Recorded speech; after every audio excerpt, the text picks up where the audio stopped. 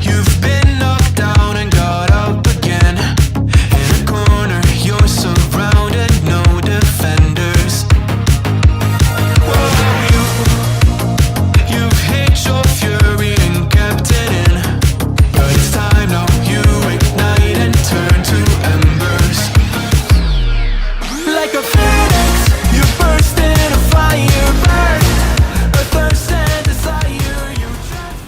After his training with Pain and Obito, Naruto sets out to find the Four-Tails Jinchuriki Roshi. Pain's informants have told Naruto about Roshi's path, crossing just outside the Hidden Rain village, and he is hot on the Jinchuriki's trail. Obito has also forced Naruto to bring Karin with him in case he gets too beat up, but Naruto tells her to stay back, not wanting to put her in any danger, as he begins feeling Roshi's chakra in the distance. Naruto begins taking chakra from the Nine Tails, then rushes forward, closing the distance between him and the Four Tails. But Roshi is ready, and as soon as Naruto makes himself seen, Roshi grabs him, shocking Naruto with his speed. Roshi tells Naruto, "I've been wondering when I'd see you." Roshi then slams Naruto with a lava-covered fist that sends him flying. Naruto quickly scrambles to recover and start the fight, while Roshi tells him, "When I heard a Jinchuriki was the one capturing us, I was shocked. I couldn't imagine someone who's gone through the same thing I have would go against his own kind. But I know we Jinchuriki have always been treated like weapons and forced to fight others' battles, so I guess I shouldn't be surprised. I'll give you one chance to solve this without violence, but if you refuse to act civilized, I will stop you." Naruto just tells him, "Shut the hell up, you don't know what I've been through, or why I do what I do." Roshi frowns, saying, "Very well, have it your way." Roshi activates his lava release chakra mode, covering his body in lava. Roshi then moves in with a barrage of taijutsu moves that force Naruto back. Naruto thinks to himself, he's not quite as good as Pain or Obito, but that lava is so hot it hurts just being close to him. I'll have to do my best to fight him from a distance. Naruto sends out a shadow clone to slow down Roshi and create some distance between them, but Roshi's superheated fist goes straight through the clone. Naruto uses this chance to send a huge wave of water towards Roshi, hoping to cool him off, but the water just evaporates into steam as it collides with the lava wall Roshi made to protect himself. As the wave disperses, a clone of Naruto's leaps out of the ground and holds onto Roshi, just long enough for Naruto to land a huge punch enhanced by the Nine Tails chakra. Naruto still takes a little damage from the heated chakra surrounding Roshi, so he wonders if that attack was even worth it. But Roshi is still sent flying. So, Naruto follows up with hundreds of fireballs he shadow clones from a single fire style attack. Even though most land on target, Roshi is barely hurt, as he mocks Naruto saying, "My flames are much hotter than yours."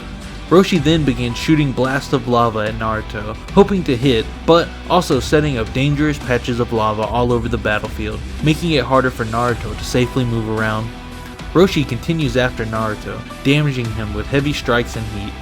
Naruto draws more Nine Tails energy, entering into a weaker version of the Nine Tails chakra mode from the anime, as Kurama still hasn't decided to fully help him yet. This boost makes him much quicker than Roshi, and lets him stretch his chakra out to attack from a safer distance. Naruto grabs Roshi with a chakra arm and slams him into a nearby mountain, then sends another huge blast of water at Roshi that again slams him back into the wall. Naruto then uses his shurikens and wind chakra, making them spin faster and extend further. Naruto begins tossing them at Roshi, who is able to mostly dodge them, but is still sliced by some of the wind-style shurikens. Naruto also uses a new wind technique he's been practicing, making a wind arrow to shoot from his mouth.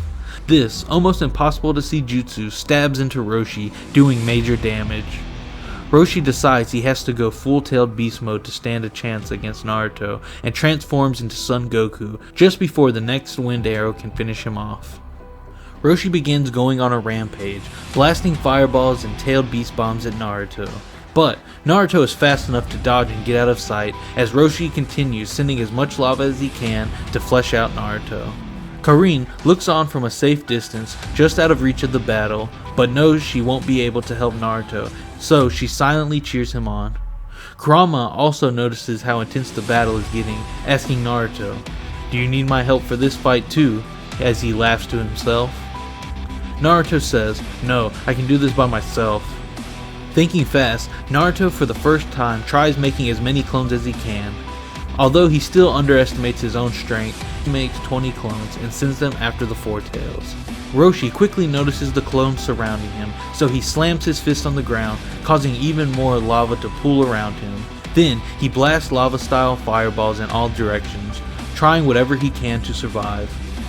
Naruto's clones counter with water-style shark bombs he watched Kisame use throughout the years. This hardens the lava to stone, giving Naruto an idea.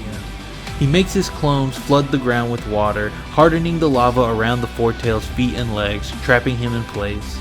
As Son Goku struggles to get out, Naruto's clones blast the beast's face with a fire-style attack that has little effect, until Naruto uses his arrows to stir the fire up even hotter, burning the monkey's face and almost blinding him.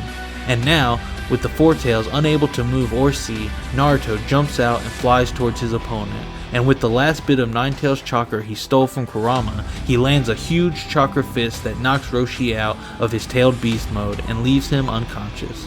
Naruto stands tall after his fight, proud of winning the battle, as Kurama picks on him saying, "You still needed my chakra to win, even if I didn't give it to you." Naruto ignores Kurama and picks up Roshi to report back to Pain.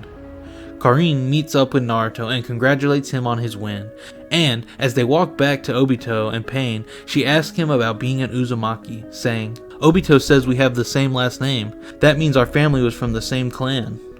Naruto is confused at first, but realizes what she means, and is surprised, saying, "I never had any family, so I don't really know what it even means to be an Uzumaki." So, Karin tells Naruto about their clan's history, with sealing jutsus, and even that a few other members of their clan have been Jinchurikis of the Nine Tails. Naruto is fascinated and listens to everything she says until they arrive back in the Rain Village, where he drops Roshi to Obito and Pain's feet. Obito congratulates Naruto for completing the mission and lets him rest, but warns him they will continue preparations for the war in a few days. Naruto nods his head and goes to leave as Karin follows after him, wanting to continue their conversation about the Uzumakis. But, with more important matters to handle, Obito waits for Kabuto and Orochimaru to arrive, where they discuss their next moves. Kabuto explains how he can use the reanimation jutsu and how he will be able to revive lots of dead shinobis to help in Madara's war. This is also where Kabuto tries flexing his muscles, insinuating he can revive the real Madara if he wants, challenging Obito's claims of being Madara himself. Obito says, "It matters not who you revive or who I am, what matters is that I have the will and strength of Madara passed on to me. Now, if you truly want to help, then I'm happy to have you here, but if you just want to play bad guy and act tough, I can win this war without you." Kabuto calms down, saying he was merely testing Obito, and that he is indeed willing to help, as equals in Obito's plan. But secretly, he is already planning on how he can turn the war into his own favor. So, as Obito, Pain, Kabuto, and Orochimaru discuss their plans for the war, Orochimaru can't help but feel that what these men want isn't what's best for him. Orochimaru listens and gathers as much information as he can as he decides what will be best for his own goals. So that's it for today. Don't forget to like, comment, and subscribe so you can see whenever I post the next episode. Also, have a great day. I'll talk to you all later.